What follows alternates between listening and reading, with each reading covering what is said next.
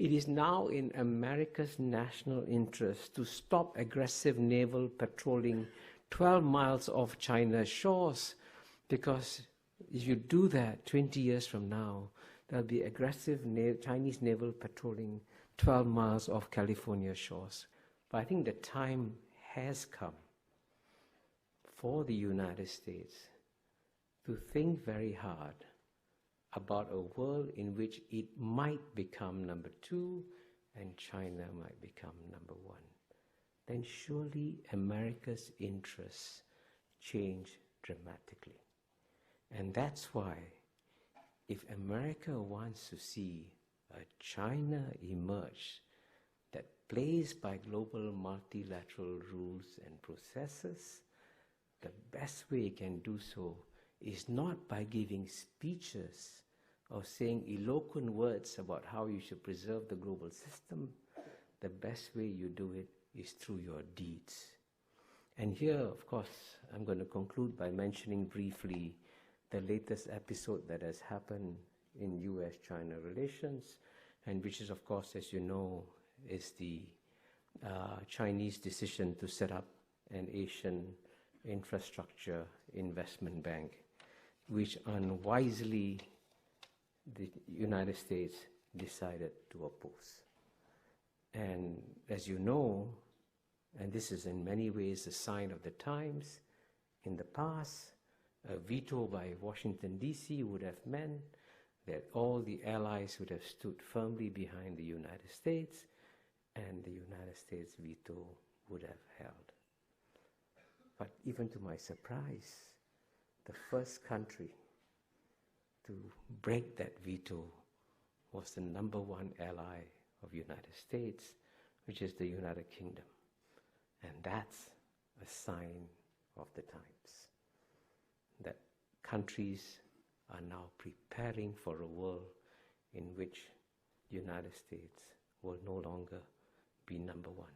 The rest of the world quite often sees the United States acting unilaterally, acting in its own interests, and often at the expense of global interests.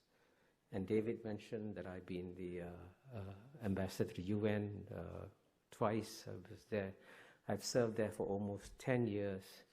And it's rather tragic to watch in the UN, as I did at first hand, to see that the institutions that were essentially created by the United States after World War II, with the guidance of FDR and Eleanor Roosevelt and all that, these were basically American-inspired institutions which have then been undermined by American policies.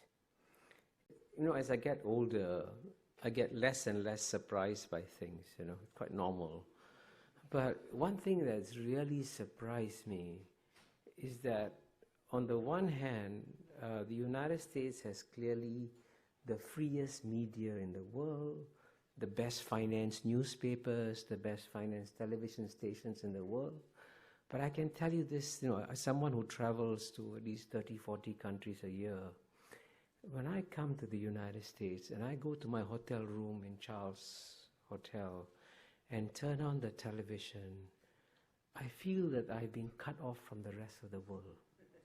And literally, the insularity of the American discourse is actually frightening.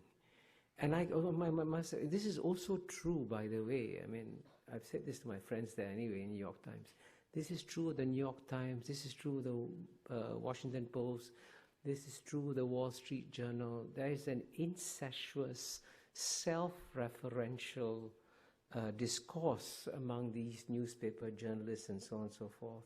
And they reinforce each other's perspectives and end up misunderstanding the world. Because, you know, the one key point I emphasize is that the era of Western domination of world history was a 200-year aberration. It's coming to an end.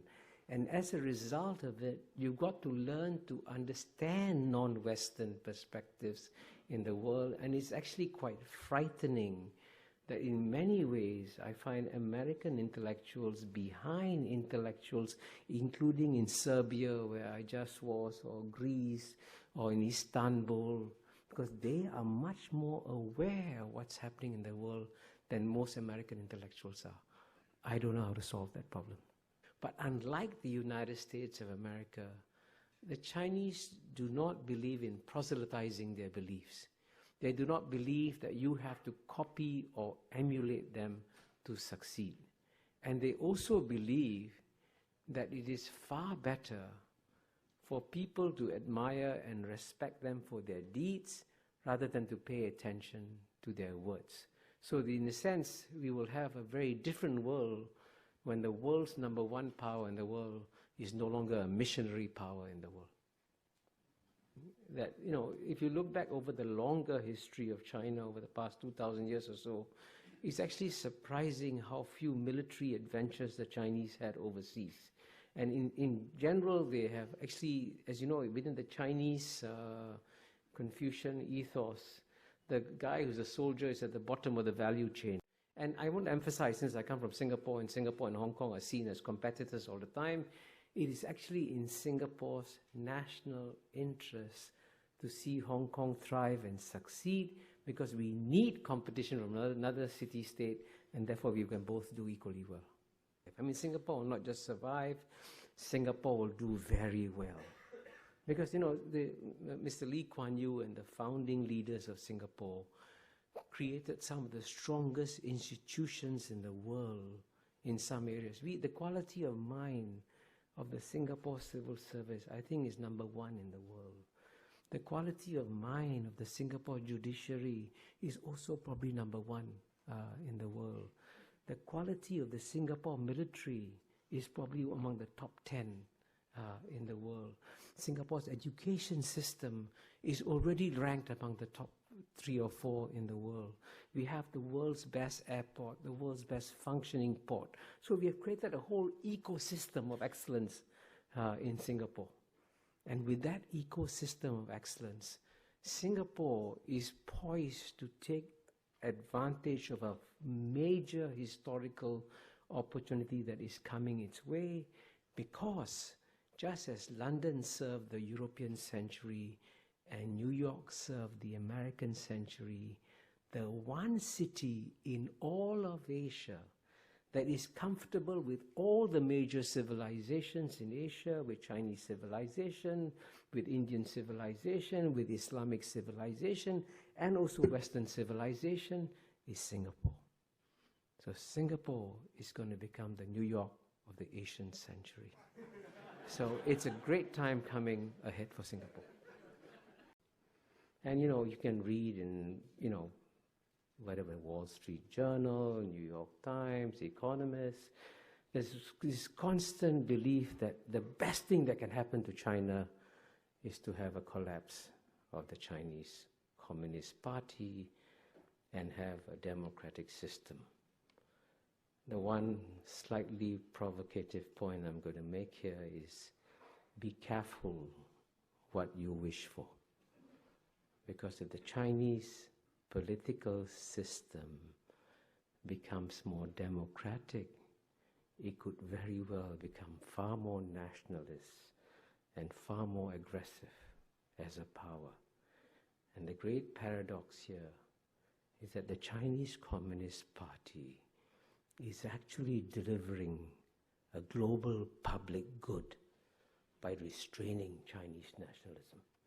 And if you didn't have a strong Chinese Communist Party in charge, you might actually get a more nationalist, a more assertive China. And you know, when I first went to China in 1980, there wasn't a single Chinese tourist leaving China. Last year, 100 million Chinese went overseas freely.